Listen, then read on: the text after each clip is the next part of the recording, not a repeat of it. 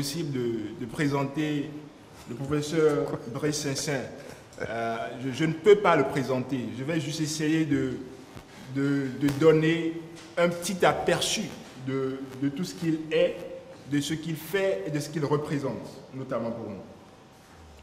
Alors, le professeur Brice Saint-Saëns, c'est celui que l'on peut appeler la chaire de la recherche scientifique. Et quand je dis chaire, c'est à la fois chaire, C-H-A-I-R, et chaire, C-H-A-I-R-E. Chaire, C-H-A-I-R, parce que le professeur Saint-Saëns, c'est celui qui se confond avec la recherche scientifique. C'est celui qui prête son corps, si on peut le dire ainsi, à la recherche scientifique. Chaire, évidemment, C-H-A-I-R-E, parce que le professeur, c'est l'incarnation ou l'émanation de l'excellence. Et il a atteint les sommets indépassables de la recherche scientifique. On peut, sans exagérer, dire que le professeur Brice Saint-Saëns, c'est le pape de la recherche scientifique. Le docteur Roland Kholou ne s'est pas trompé en consacrant un ouvrage à la personne, à la vie et à l'œuvre du professeur Brice Saint-Saëns. Biographie de Brice Augustin Saint-Saëns, vie, succès, secret d'un intellectuel et développeur africain. Voilà le titre de l'ouvrage du docteur Roland Kholou. Il a parlé du parcours magistral du professeur Brice Saint-Saëns. Il a décrit comme un infatigable leader, comme un rigoureux développeur, un généreux éducateur, un incontestable réformateur et évidemment un vrai passionné de la recherche. Comme je le disais, on ne peut pas présenter le professeur Brice Saint-Saëns. Juste quelques mots. Le professeur Brice Saint-Saëns est directeur de ce laboratoire, le laboratoire d'écologie appliquée. Il est professeur à la faculté des sciences agronomiques. Il est ancien recteur de l'université d'Abomey-Calavi. Il a à son actif plus de 350 publications scientifiques. Il est professeur invité dans plusieurs universités en Afrique, en Asie, en Europe et en Amérique du Nord. Il est coordonnateur de plus de 20 projets de recherche et développement. Le professeur Brice Saint-Saëns est membre de plus de 20 groupes scientifiques, groupes de recherche, et il a fait plus de 60 doctorats déjà. Et il a également reçu différents prix et de nombreuses distinctions à travers le monde. Voilà, on va dire, la petite partie que l'on peut prendre pour présenter le professeur Brice Saint-Saëns, sinon on n'en finirait pas. Poincaré a souvent dit que la science évolue par conjecture et par réfutation. Conjecture, c'est-à-dire un certain nombre d'hypothèses que vous posez, un certain nombre de postulats que vous posez comme votre propre questionnement, mais acceptez aussi que ça soit réfutable. Ce n'est pas parce qu'on accumule beaucoup de données qu'on fait avancer la science. C'est faux. C'est parce qu'on se critique mutuellement, parce qu'on se rejette mutuellement. On lance des défis permanents aux scientifiques. C'est ça qui fait qu'ils sont obligés d'être rigoureux. C'est ça qui fait qu'ils sont obligés de revoir leur copie. Autrement, l'autosatisfaction risque de l'emporter avec les risques, et nous allons voir les risques d'erreur qu'on risque de commettre. Le scientifique, donc, doit vérifier ses caractéristiques, il doit être rigoureux, il doit être exigeant et objectif. Les rumeurs qu'on colporte et puis on bâtit du foin, non. L'information est tombée. Ça vient de qui? Comment est-ce qu'il a pu l'obtenir? Est-ce qu'on peut vérifier ceci? Est-ce qu'on peut vérifier? Ça, c'est déjà la démarche scientifique. Je dois m'assurer que ce que j'écris en tant que journaliste, je dois m'assurer que ce que j'écris en tant que scientifique c'est quelque chose qui repose sur des assises, un ancrage qui a été bien renseigné. À partir de cet instant, je peux me déclarer scientifique. Et au-delà même du scientifique, il faut avoir la culture scientifique. C'est ce qui manque souvent. Je suis docteur, oui, ce n'est qu'un niveau de qualification scientifique. En as-tu la culture? Vous faites une réunion, et ça se passe souvent. Quelqu'un parle, et puis quelqu'un, ah tiens, celui-là, il doit être un enseignant. Ça veut dire qu'il a la culture réellement de sa profession. Ah, tel qu'il a dit là, c'est un médecin. Il a la culture de la profession. Il est pétri réellement de ce qu'il souhaite être, de ce qui est de son domaine. C'est la culture et c'est ça qui manque énormément à pas mal de scientifiques.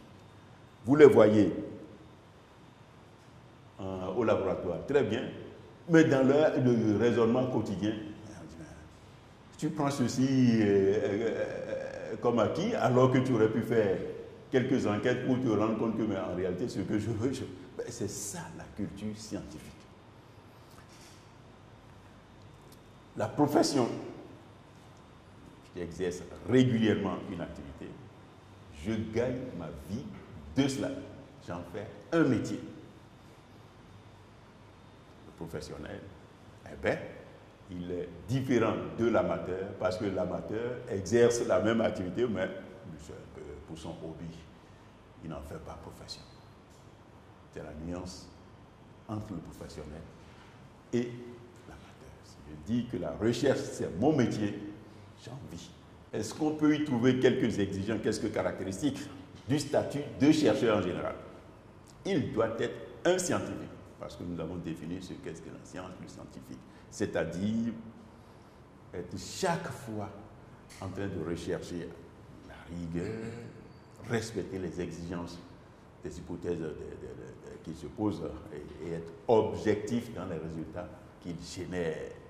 Il doit faire preuve de cohérence dans son raisonnement, produire des résultats réfutables qui obéissent à des lois et vérités par les méthodes expérimentales. Nous allons revenir aussi à ces concepts pour que vous voyez ce que c'est que ce métier de chercheur et si on veut en vivre, les exigences qui vont avec.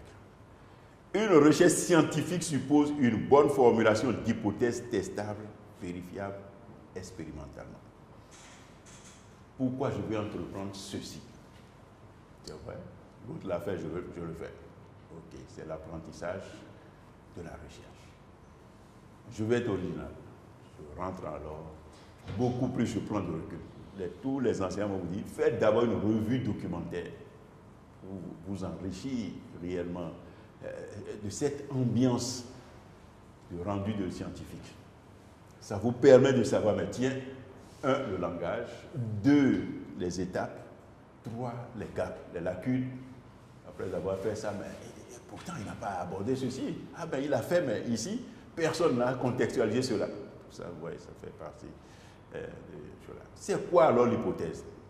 Elle décrit les relations entre cause et effet sur la base des postulats. Vous affirmez d'abord quelque chose, formulé, et les observations vous permettent de dire, mais tiens, ce postulat que j'ai formulé, eh bien, je l'ai vérifié à partir des effets d'observation, ou alors je peux aussi rejeter cela.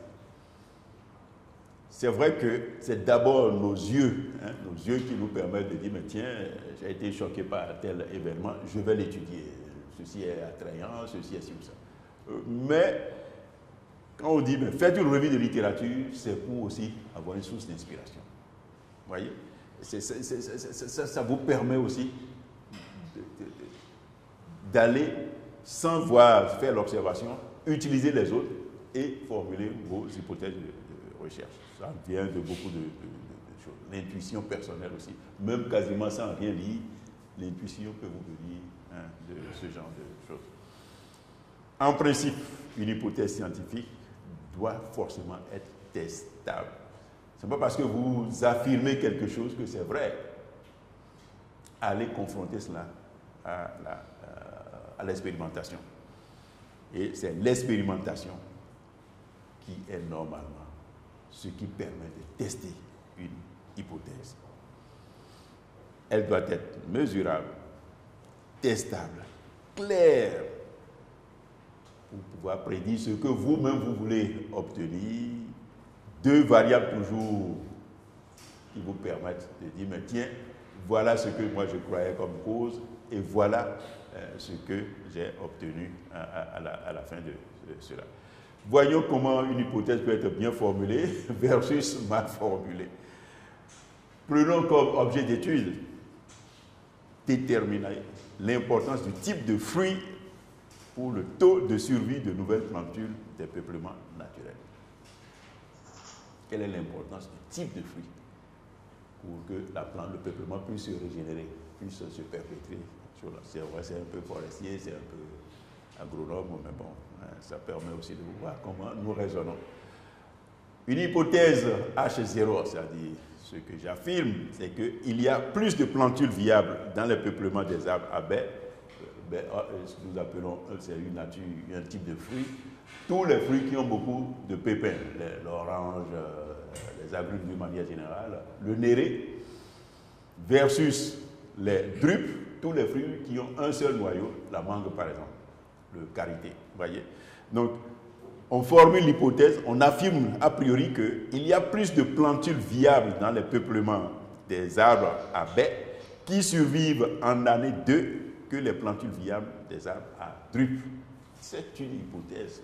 Maintenant, mal formulée. La régénération des baies est proportionnelle au nombre de graines dans les fruits et varie linéairement avec la distance au pied mère. Il y a déjà 2 verbes d'action qui vous permettent déjà de vous dire, mais tiens, pourquoi ne pas en faire 2 hypothèses? La régénération des baies est proportionnelle au nombre de graines dans les fruits. C'est déjà suffisant. Une hypothèse doit être simplement, doit avoir des variables, 2 variables qui vous permettent d'aller rapidement à l'expérimentation. Tout comme on peut aussi prendre comme hypothèse, la régénération varie linéairement avec la distance au pied mère. Ça aussi c'est déjà chose. Mais les 2 combinés, c'est déjà complexe. Il n'y a pas ce dispositif qui utilise les 2 à la fois. C'est déjà trop complexe. Cassez et après, vous allez pouvoir comprendre cela. L'expérimentation maintenant. On a dit, le tout ne suffit pas de formuler une hypothèse. Encore faudrait-il la rendre testable. L'expérimentation, c'est la démarche scientifique, la technique utilisée pour décider de l'issue d'un test. Faut-il accepter, confirmer l'hypothèse ou l'infirmer ou la rejeter? Sans ça, tout ce qu'on aurait dit ici reste inclus. Donc, dans un premier temps, pour aller à l'hypothèse, il faut observer, il faut des revues de littérature, il faut votre institution. C'est ça qui vous suggère l'hypothèse. Une fois que l'hypothèse est formulée, vous avez en vue des prédictions. Vous avez vu? Donc, vous voulez analyser les choses là. Et c'est ça qui suppose encore la collecte de données. Et cette collecte de données peut vous ramener encore à d'autres types d'hypothèses ou non, mais ça peut vous permettre de répondre à votre question.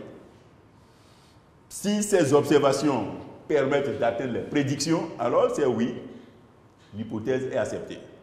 Et si c'est non, il faut alors revoir la formulation de l'hypothèse, les contextes et un certain nombre de choses. C'est la boucle, réellement, de formulation d'hypothèses autour d'un problème si on veut rester scientifique, si on veut rester un bon chercheur. Mais il y a un risque. Le risque, c'est souvent, d'abord, quand quelqu'un commence par vous dire, je suis le spécialiste de ceci, je suis... Ça montre qu'il cache souvent un complexe. La science dans la science infuse, c'est ce que nous avons dit, c'est à la portée de tout le monde. On n'est pas né avec, nous l'avons appris ici. Pourquoi veux-tu que toi, quand tu connais, il y a les secrets d'invention, d'accord, chacun garde son petit secret, mais tant que c'est la science, vous n'avez même pas besoin de dire je suis le juriste, je suis... C'est à travers vos langages, vos écrits, on le saura. Ne répétez pas ça, cela. Si vous le répétez trop, ça veut dire qu'il y a un complexe que vous avez derrière. Et aussi le fait d'être, j'allais dire un baobab. si je ne me confronte pas tout le temps à écrire, les gens rejettent mes articles, je reprends. Je risque à un moment de dire, mais quand il a cessé à dire c'est terminé. Mais c'est faux. C'est l'erreur qui est arrivée à Einstein, l'un des plus grands scientifiques de ce monde. Il a commis cette erreur de suprématie totale. Il a déjà pris. Ceci étant dit, comment fait-on pour savoir, après l'expérimentation, que ce que vous avez fait est juste? Allez à la statistique. Il n'y a plus du tout aujourd'hui un seul individu dont l'idée est l'idée de tout le monde. Quand j'étais étudiant, j'ai amené mes collègues en excursion au Togo à l'époque. Et on passait dans les amphis, et il y a des mains le timonier, il y a des mains le meilleur togolais, il y a des mains... Et nous sommes rentrés dans un amphi, on a dit, et il y a des mains l'unique togolais. Bon, nous, Béninois, nous sommes toujours critiques. On a dit, mais quand même, comment il peut être l'unique togolais? Les togolais s'acharnaient, oui, il représente tout le monde, il est en... Comment? Et je me rappelle, il y a une dame, elle dit, mais quel est ce peuple si restreint? Je peux vous jurer que 5 minutes après, on est venu nous souffler qu'il faut traverser la frontière. On a ramassé nos 2 bus, 74 personnes. Non, c'est-à-dire qu'il n'y a plus d'événements qui ne soient diversifiés. Les opinions sont diversifiées. On a besoin de tenir compte de cette diversité. La démocratie, c'est aussi dû à cela. Nous ne pouvons pas parler le même langage. Il faut aller à quelque chose. Vous voyez, donc on doit faire de la répétition. Et si on fait de la répétition, l'outil pour dégager l'information de la répétition, c'est l'analyse statistique. C'est vrai, c'est peut-être un peu dur, mais ça vous permet d'aller réellement prospecter la variabilité au sein de votre population. Ça vous permet de lire très clairement qu'est-ce qui fait que tel groupe a tel poids par rapport à tel autre groupe et de tirer des conclusions tout au moins mathématiques, c'est-à-dire scientifiques. Quand on dit statistique, il y a toujours 2 choses que l'on mesure.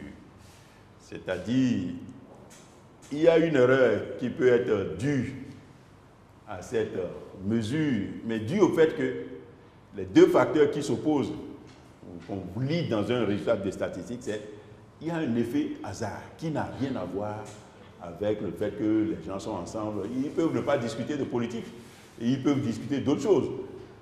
Mais il y a aussi l'effet traitement, à savoir, j'ai soumis au groupe une question politique et ils en discutent. Et je veux voir les écarts. Ce sont souvent ces 2 effets. Quel est le produit d'un chercheur? Ce sont les rendus de connaissances. Un chercheur génère des connaissances. C'est ce que j'ai appelé la création. Vous gérez la création. C'est ça la recherche. Les idées nouvelles, les procédés, c'est des idées.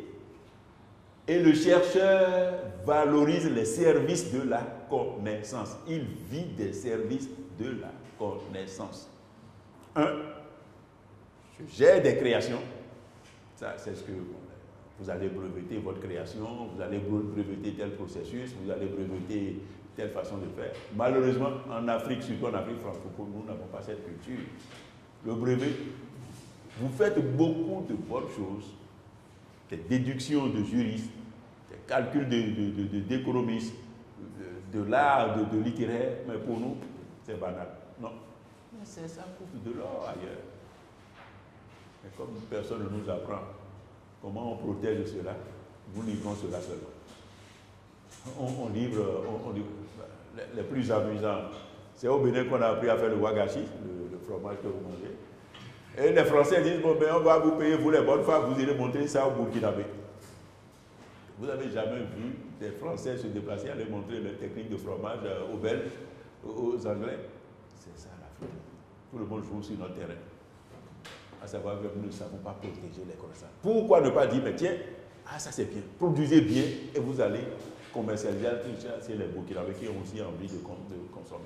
On dit non, venez, on vous prend, vous irez leur montrer ça. On a pris des femmes d'ici pour aller montrer aux Nigériennes comment on fait le gari. On a pris des femmes ici pour aller...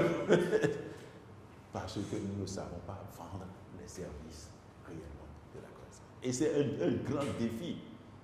Parce que dès que vous livrez la moindre petite information aux autres, on met un brevet là-dessus. Et ça ne vous appartient plus. On doit vous revendre votre propre chose là. Donc voilà c'est ça les productions de la recherche. La création et les services de choses. La création, ce sont les connaissances théoriques originales, générées, mais validées scientifiquement. Il faut que ça soit validé, que réellement, ça, vous avez fait quelque chose en plus. Quelques exemples des procédés. Quelqu'un trouve, par exemple, les meilleurs procédés de conservation des légumes, fruits, tomates, piments, et ainsi de suite. Ou alors, il découvre de nouvelles bactéries qui réalisent très bien la fermentation. Jusque-là, c'est simplement des procédés qu'il a découverts. Il met ça seulement sous forme théorique, sous forme de publication, de livres, de tout ce que vous voulez, bulletins de liaison.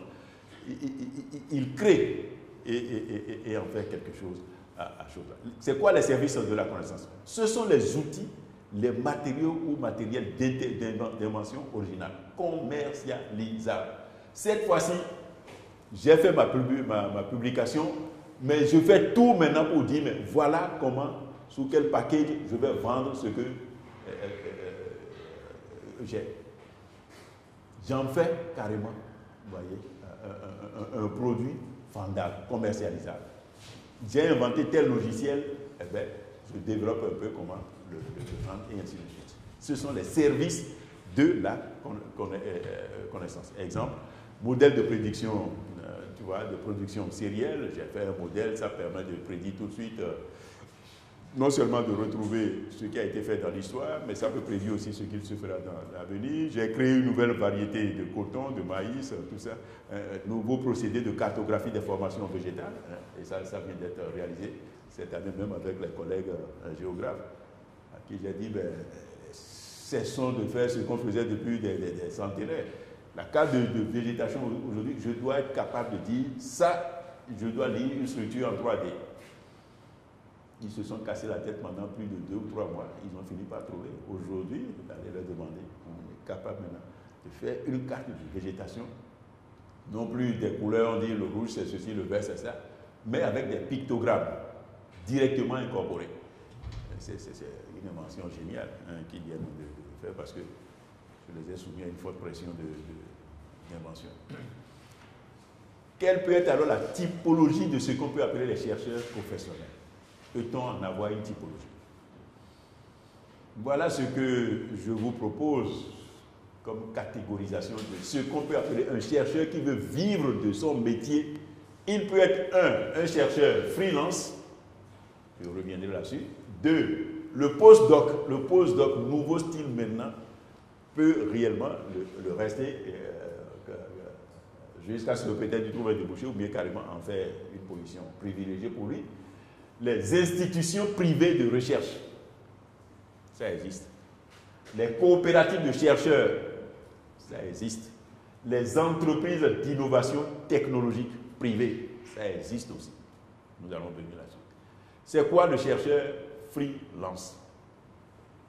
Lui, c'est l'indépendant. Il n'est lié à aucune entreprise, à aucune firme, à aucun quelque chose là. Il ne jouit que de ses propres compétences à lui. Il n'a pas d'employeur. On les confond souvent aux experts des missions techniques, mais c'est de la recherche. Et lui, il le fait par rapport à la recherche. Souvent, on les trouve dans quel domaine? C'est les stratèges. Ils font souvent les documents de politique, les documents de stratégie, les documents d'expertise technique. C'est souvent dans ce créneau qu'on trouve ces gens de freelance. Mais ils en vivent. S'ils ont 2 ou 3 marchés dans l'année, bien gagné, ça leur suffit déjà largement que pour préparer l'année qui suit. Le postdoc, nouvelle formule. Le postdoc avant, c'est juste un stand-by, une attente avant d'être recruté dans une institution de recherche ou à l'université. Aujourd'hui, un postdoc peut bel et bien vivre de cela. Et pourquoi? Parce que il y a plein de docteurs maintenant qui chôment. Avant, on dit, quand tu as la maîtrise ou l'ingénierat, tu es recruté. Après, on a dit les masters, Le DSS, ça a commencé à remonter. Aujourd'hui, il y a des docteurs qui sont sans emploi. Donc, ils peuvent négocier ce qu'on appelle des positions de post-doc. La différence par rapport au freelance, c'est que lui, il est lié à un labo. C'est le nom du labo qu'il utilise pour justifier sa position. Écoutez, offrez-moi un poste de post-doc, mais c'est moi qui irai chercher mes propres projets. Ou alors, rien que cette affiliation permet à des fondations de dire, mais je te paye des bourses parce que tu es très expert dans tel domaine. Et ils partagent une partie de ces revenus, généralement sur les frais de fonctionnement, les frais de labo, les frais de ci ou ça. Un postdoc, aujourd'hui, un docteur en chômage, peut bel et bien s'allier un laboratoire et à partir de ses idées, générer des projets, gérer et en vivre comme tout le monde. Parce que dans le budget qu'il fait, il met déjà son salaire et c'est accepté au niveau mondial. Nous avons les institutions privées de recherche. Cette fois-ci, ce sont des entités à part entière qui ne font que de la recherche. Elles disposent d'une administration, de personnel adéquat, des infrastructures appropriées pour faire de la recherche. Nous sommes dans le domaine, par exemple, des plantes médicinales. Nous ne sommes que des chercheurs. On crée cela et on en vit. On a des laboratoires pour fabriquer les tisanes, pour fabriquer les poudres, pour fabriquer les sirops, pour fabriquer ceci. Et on en vit. On devrait même l'encourager. Je suis toujours gêné que nos États n'arrivent pas à dire, mais retournons à nos bases pour nous occuper de nos plantes médicinales. Partout, Dieu a créé l'homme. Dieu met ce que vous allez manger dans votre milieu et ce qui va vous soigner. Même dans le désert, j'ai été voir des nomades dans le désert mauritanien. La première question, vous vivez de quoi? Ils m'ont montré. Et si vous tombez, ils m'ont montré. Même le sang du dromadaire permet de soigner des gens. Le lait du dromadaire permet de soigner des choses. Parce qu'ils n'ont pas la végétation comme nous. L'Africain, le seul qui ait confié sa santé aux Blancs. Nous sommes les seuls à dire c'est le Blanc qui va gérer notre santé. Regardez, il y a Covid où personne n'a de remède. On a dit, bon, attendons le vaccin. Au lieu de dire, mais écoutez, c'est un défi mondial. Vous, nos praticiens, prenez des budgets, allez vous casser la tête pour... Non. Oui, vous inventez encore, on a dit jamais, ça ne suit pas la législation, vous n'avez pas fait les tests cliniques, et on se bloque. Pieds et mains. Si vous êtes lecteur de bande dessinée, allez lire Lucky Luke, l'Élysie du docteur j'ai oublié son nom. Mais on fabriquait, on mettait seulement des feuilles et puis ça tue ce qui peut tuer, mais ça guérit aussi ce qui peut faire. Tout le monde a commencé ainsi, mes chers amis. Mais nos parents ont vécu aussi des épidémies. La variole, est-ce qu'il y avait de pharmacie? Mais ils ont maîtrisé cela et en sont sortis. Et vous descendez dans 3 générations derrière vous et vous allez voir que vos parents ne connaissaient même pas Divaquine ou Chola. Ils ont vécu. On dit même qu'ils sont tellement vieux que parfois on les séchait au soleil. Vous n'avez pas appris ça? Pourtant, ils ont été malades. Bon, bref, ok, c'est une autre paire de manches. Souvent, ils luttent beaucoup pour les brevets. Ils vendent beaucoup les brevets comme un service de connaissance. Énormément. C'est les brevets qu'ils vendent. Ils fabriquent beaucoup de brevets, puis ils vendent à d'autres firmes qui sont beaucoup plus dans d'autres types de business. Il y a les coopératives de chercheurs. Qu'est-ce que ça signifie? Ce sont des chercheurs en réalité freelance, mais qui se mettent en réseau pour avoir accès à l'information de tout ce qu'il y a comme potentiel de marché de part et d'autre. Et quand ça se gagne, si c'est très spécifique, on dit mais c'est toi qui dois faire le programme et on soumet. Et au retour aussi, on donne un peu à une petite direction très légère qui gère la coopérative.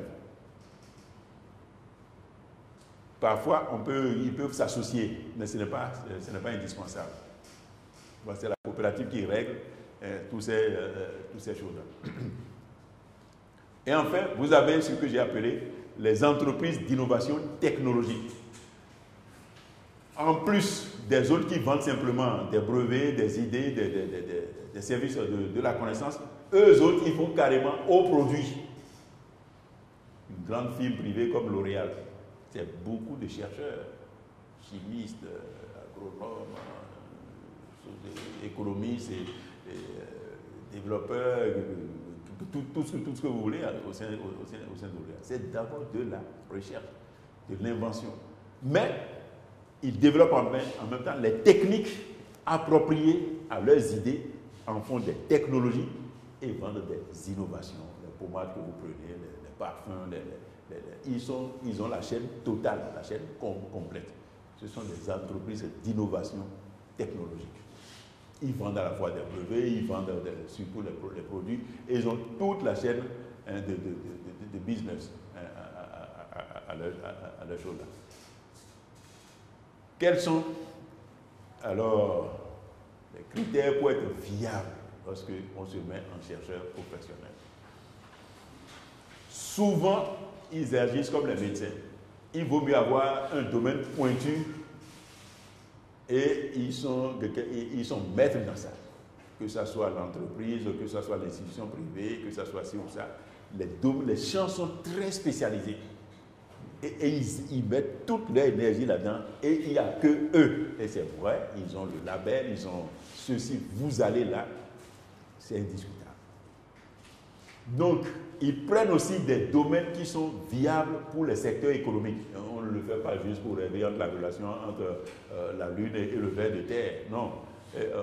On se dit, mais voilà, le marché aime ceci, on se met dans tel créneau. Vous voyez? Et ils ont aussi des contrats. Ils ne fonctionnent pas contrat. On arrive même à créer une clientèle.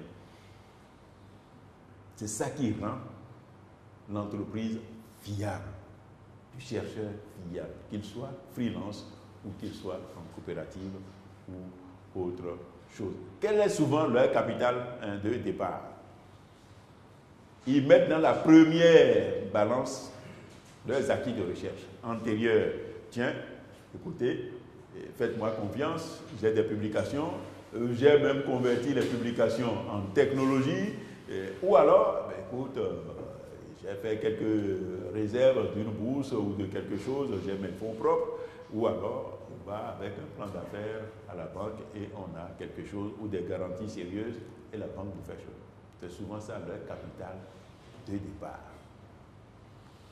En plus de cela, les infrastructures, selon les cas, ils ont un bureau, ils ont un siège, ils ont déjà des laboratoires équipés de diverses manières, c'est à partir de ça qu'ils démarrent, ou bien ils ont une ferme d'expérimentation pour les agronomes.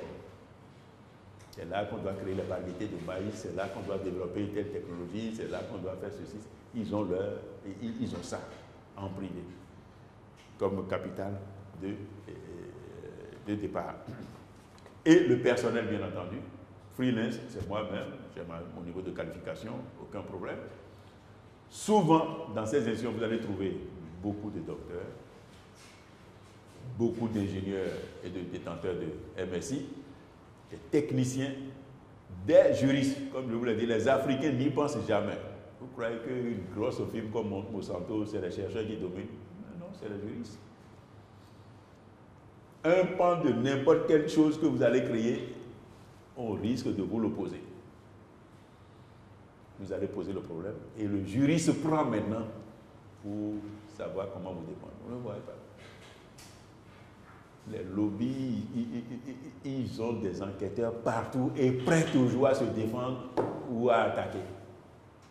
C'est qui semble leurs intérêts. Il faut que ce métier, et c'est en ça que je veux faire venir mes collègues, il faut qu'ils sachent que c'est dans tous les secteurs qu'ils doivent maintenant former les jeunes et non privatistes, publicistes, privatistes. C'est le langage de grand-papa qui le répète toujours. Et il fut même un temps où on a pu négocier avec l'ancien président beaucoup de postes de docteurs.